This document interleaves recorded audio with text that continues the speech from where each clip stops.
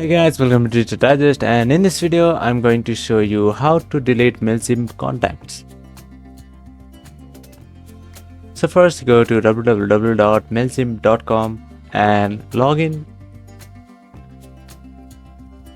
Click on login and log into your account.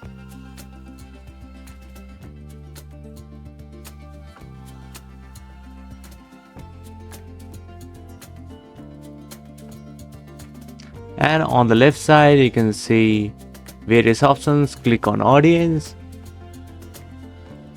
and you can see all contacts option. Click on there. After that your all contacts will be loaded, and then click on select all. After that follow the steps given in the video.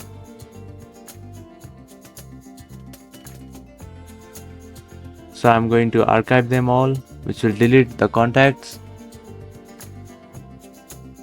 As you can see,